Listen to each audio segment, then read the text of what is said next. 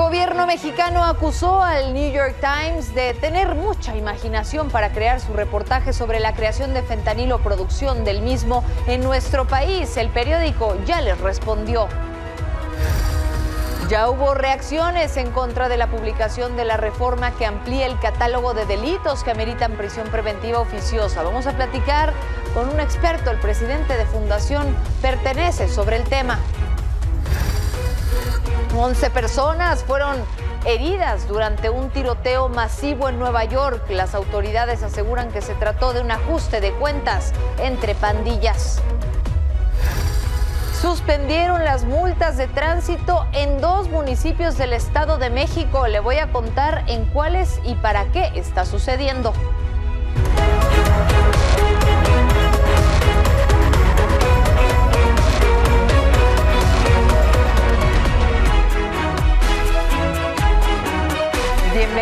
Bienvenidos como siempre a este su espacio. Ya son las 11 de la noche y junto con todo el equipo le tengo los 30 minutos de información que necesita en el día. Mi nombre ya lo sabes, Paola Barquet, y así arrancamos.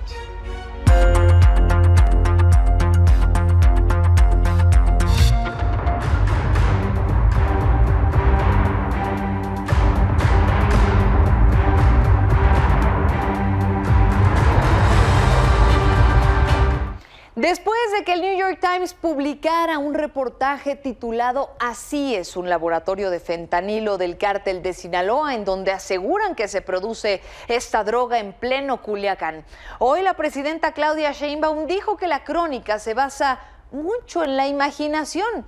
En la conferencia mañanera la respaldó Alejandro Schwartz, el director del IMSS Bienestar, quien señaló las inconsistencias de este reportaje, a pesar de que lleva pruebas en foto y en video. El fentanilo es 50 veces más potente que la morfina. Incluso en una cantidad tan pequeña como 4 o 5 pequeños granitos de sal, puede producir un grado de toxicidad que comprometa la vida del operador. No existe tampoco descrito científicamente ningún fenómeno fisiológico conocido como tolerancia letal a la toxicidad. Esto explica que inexorablemente se necesite un laboratorio donde se puedan controlar las condiciones de exposición, no una cocina doméstica como muestran el reportaje. No es posible hacer fentanilo como lo referido en la nota. Sin embargo, el periódico The New York Times volvió a respaldar la información de su reportaje. En un comunicado que resalta en pantalla, aseguraron que las periodistas involucradas en esta investigación pusieron en riesgo su vida para compartir información sobre el alcance real y las operaciones de estas instalaciones. Añadió que la síntesis de fentanilo ilícito en México bajo condiciones improvisadas similares a las vistas por sus reporteras está bien comprobada. Y por último, señalaron que el papel del periodismo independiente es documentar el mundo tal cual es. A propósito del tema, la presidenta Claudia Sheinbaum enfatizó que en México no se va a aceptar la injerencia de ningún otro país para atender temas de operaciones de grupos criminales dedicados al narcotráfico.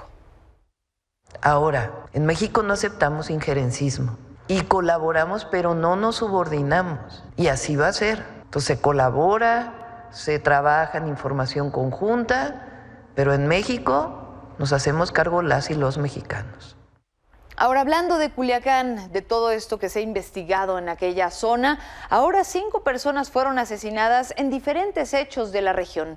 3 de los cuerpos fueron hallados en la carretera Culiacán-El Dorado, mientras que otra persona fue localizada sin vida en la colonia República Mexicana. A pesar de todos estos hechos, Verona Hernández, representante de la Secretaría de Seguridad Pública en la vocería estatal, aseguró que los operativos de la Secretaría de la Defensa Nacional, de la Guardia Nacional, de la Policía Estatal Preventiva y policías municipales, todos ellos permanecían en Sinaloa para proteger a las familias y garantizar la paz. Pero la violencia no es exclusiva de Sinaloa y lo sabemos bien. Nuestro país registró solamente durante ayer, el primer día del año, 60 homicidios dolosos. Así, para detener esta ola de violencia, el Gabinete de Seguridad Nacional anunció entonces que como parte de su estrategia de seguridad ya se logró el decomiso de armas largas en Michoacán y en Sonora. Además, hablaron del aseguramiento de fentanilo en ese lugar y el hallazgo en Veracruz también de tetrahidrocannabinol, que es un psicoactivo, el psicoactivo del cannabis.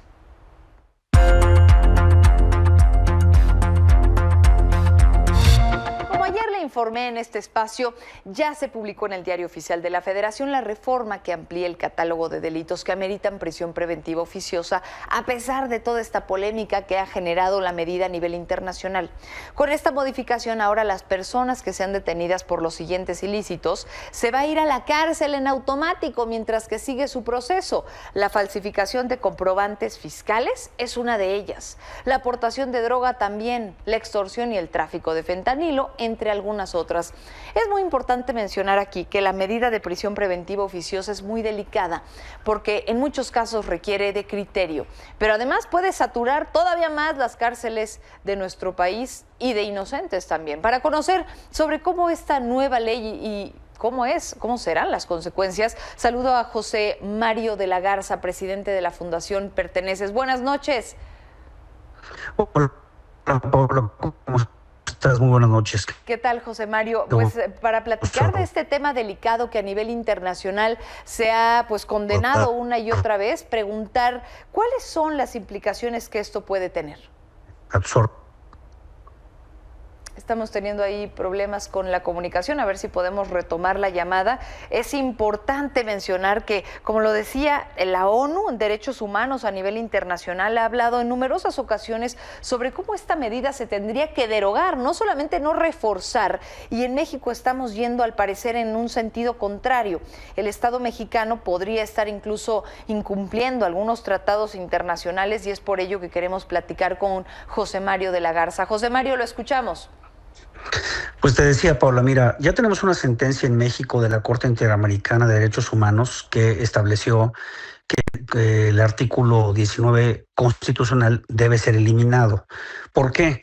Porque lo que atenta este artículo y esta reciente a la presunción de inocencia, porque tú estás haciendo un catálogo donde basta que te hagan una acusación sin pruebas para que te mantengan en la cárcel todo el juicio.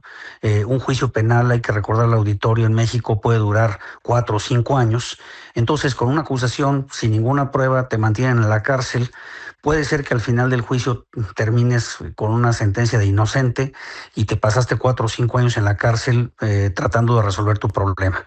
Nos parece que esto es un retroceso muy grave, es una violación a los derechos humanos y es una mecánica para criminalizar a las personas, mantenerlas en la cárcel sin que esto sirva para resolver el problema de inseguridad que tenemos. Sí, hablábamos, por ejemplo, de la posibilidad de que te detengan por posesión de drogas, que el gramaje es prácticamente mínimo, de alguien que pudiera estarlo quizás sí utilizando, pero no comercializando, y por esta razón, no sé, ciertos gramos, me parece 6 gramos, algo mínimo, podría ir una persona a la cárcel.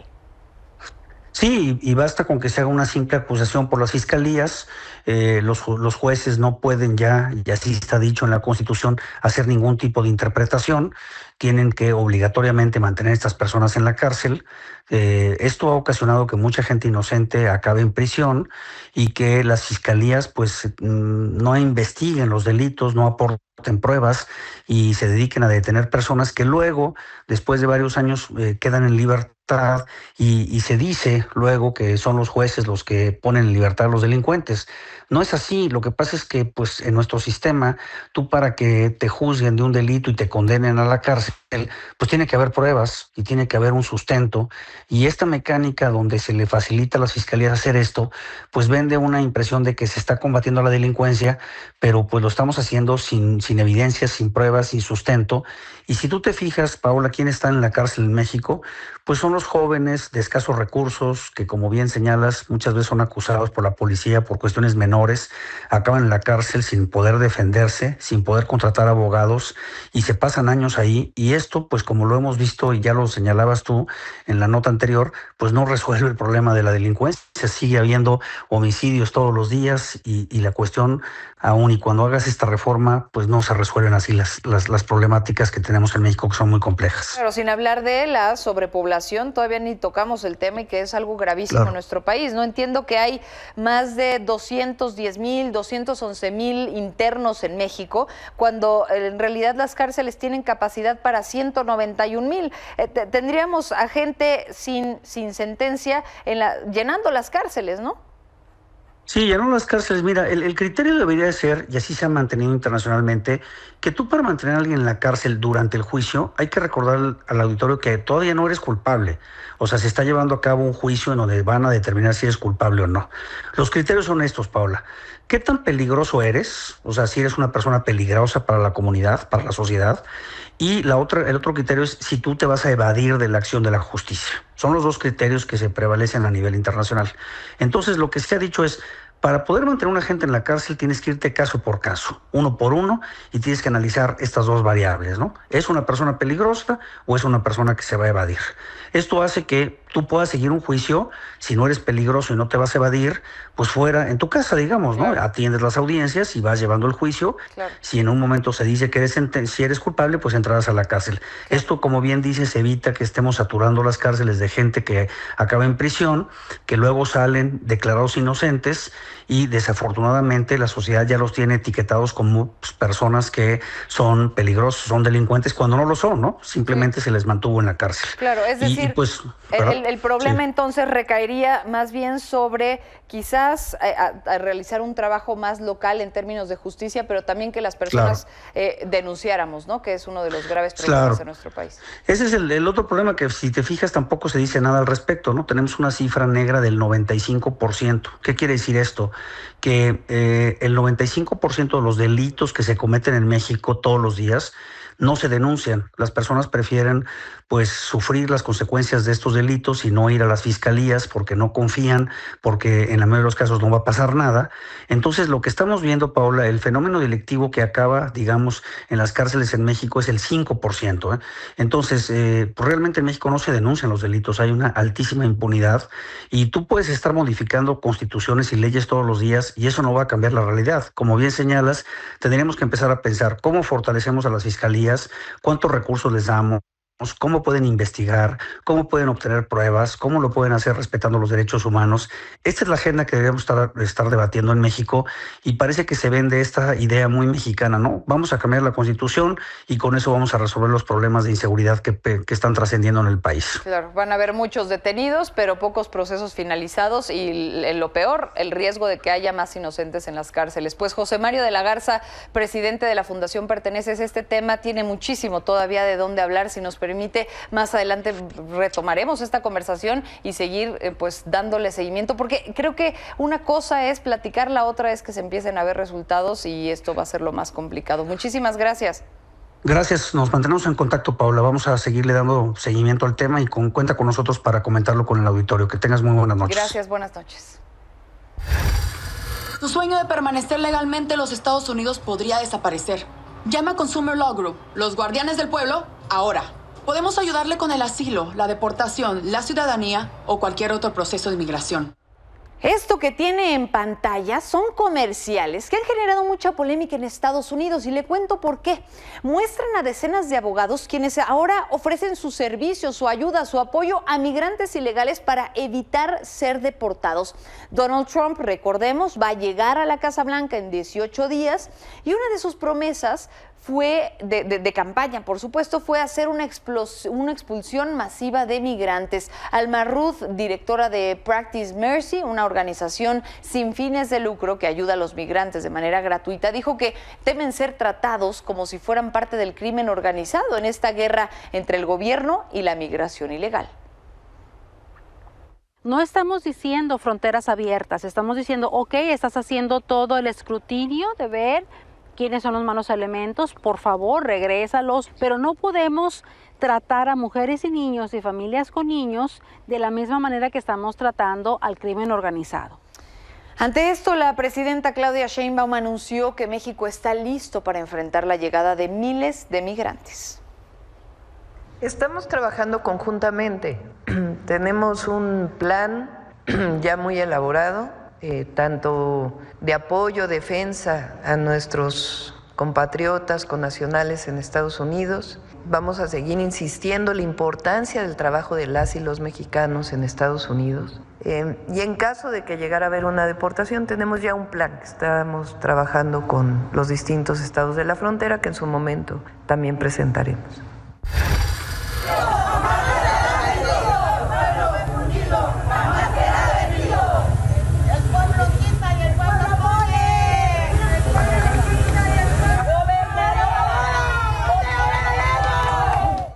Mientras tanto, habitantes del municipio de Lerdo de Tejada, en Veracruz, usaron así un burro para exigir la renuncia de María Esther Arronis, alcaldesa suplente desde hace 3 años. Los manifestantes tomaron el Palacio Municipal para exigir que Jorge Cárdenas, el alcalde electo, sea reinstalado.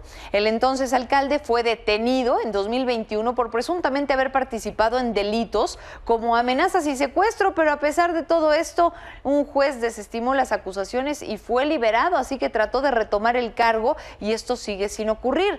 Esto causa indignación por parte de la población, quien lo quiere de regreso al parecer, imagínense nada más. Ahora, en otros temas, la jefa de gobierno de la Ciudad de México, Clara Brugada, anunció que va a renovar el escudo de la capital, de la Ciudad de México. Dijo que este cambio es para conmemorar los 700 años de la fundación de México Tenochtitlan. Así que lanzó una convocatoria para que la sociedad civil presente sus propuestas y elijan la nueva imagen de esta ciudad. Para que convoquen a un proceso amplio y plural para crear también otro escudo de la Ciudad de México, ya que el actual solo representa a una parte de la historia de nuestra ciudad, la ciudad virreinal. Y antes de irnos a un corte, ponga atención, porque los municipios de Tlalnepantla y Ecatepec anunciaron que van a suspender las multas de tránsito en esas demarcaciones. Esta medida es por tiempo indefinido y dicen que es para evitar actos de corrupción por parte de los policías municipales. Detallaron que además de erradicar la corrupción, reorganizarán las estrategias de tránsito y de vialidad. Así que tómelo en cuenta, Tlalnepantla y Ecatepec no tienen ya más multas de tránsito. Nos vamos a un corte y al regresar, un avión se impactó contra un centro comercial en California, Estados Unidos. Le tengo los detalles.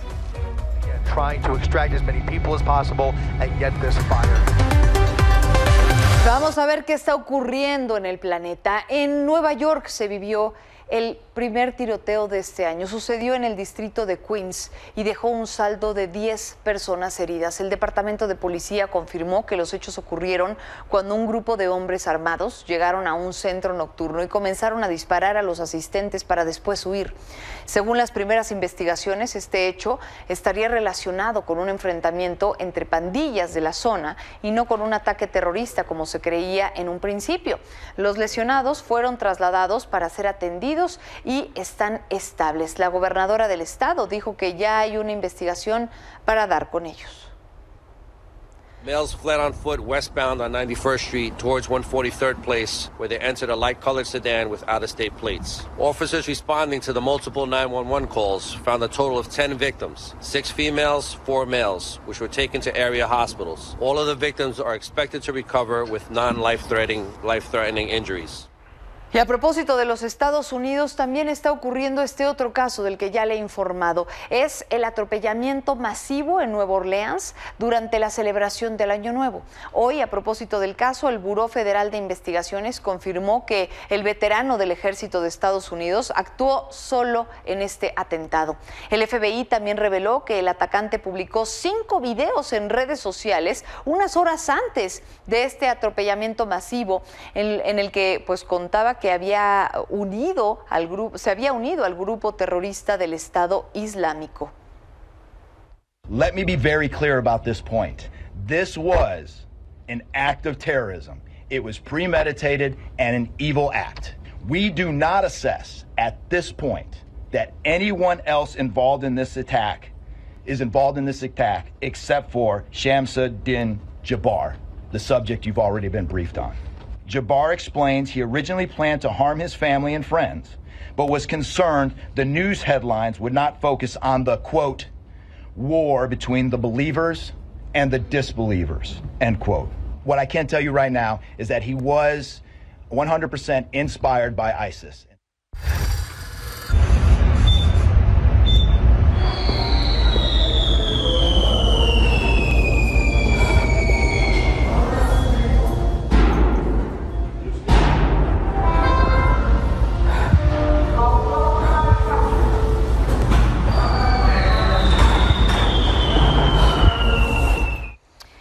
Ayer en este espacio le informé sobre la explosión de un Cybertruck o camioneta Tesla en Las Vegas, justo afuera de uno de los edificios de Donald Trump, el futuro y nuevo presidente de los Estados Unidos. Después de este hecho, Elon Musk, CEO de Tesla, quien además lo apoyó para llegar hasta ese lugar, dijo que va a tomar acciones legales en contra de los medios de comunicación.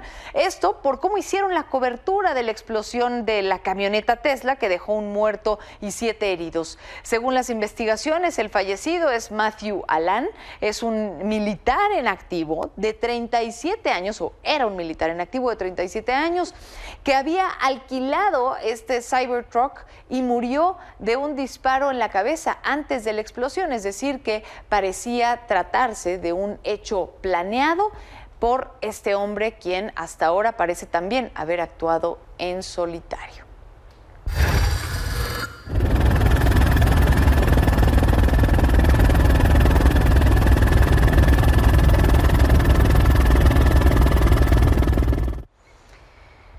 Mientras tanto, también en Estados Unidos, pero en California, una persona murió y 15 resultaron heridas después de que esta avioneta se impactara en un centro comercial cercano al aeropuerto municipal. De inmediato, las autoridades locales y de la plaza iniciaron la evacuación del inmueble y comenzaron a sofocar el incendio. La Administración Federal de Aviación dijo que ya está investigando el hecho para deslindar responsabilidades. Así que un muerto y más de 15 heridos en este hecho. Y mientras tanto, en Montenegro, un hombre mató a 12 personas, entre ellos 2 niños. Esto ocurrió en un tiroteo para después terminar con su propia vida. De acuerdo con las investigaciones, el hombre de 45 años inició esta masacre después de haber tenido una pelea en un restaurante. Debido al suceso, el gobierno del país declaró 3 días de luto nacional y cancelaron los eventos públicos por respeto a las familias de las víctimas. Y en otros temas, la autoridad palestina suspendió temporalmente las emisiones de Al Jazeera en los territorios bajo su control. La acusa de desinformación y de sedición. Esta decisión implica detener las actividades de sus periodistas hasta que se regularice la situación legal. Grupos como Hamas y la Yihad Islámica rechazaron la decisión porque la señalan como una violación a las libertades públicas y a la libertad de prensa.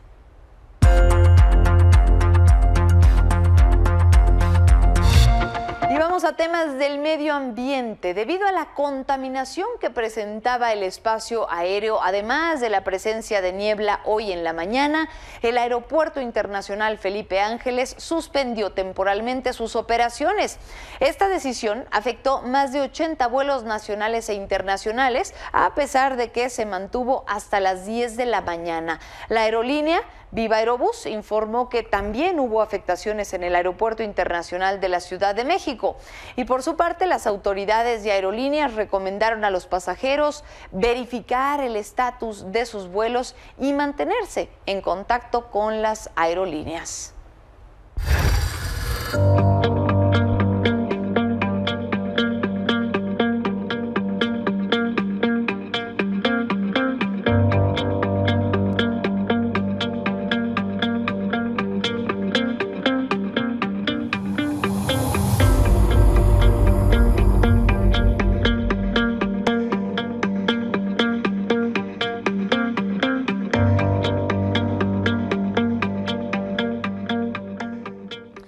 En el Estado de México se veía así el cielo. Bomberos de San Martín de las Pirámides combatieron un incendio en el basurero municipal por más de 12 horas.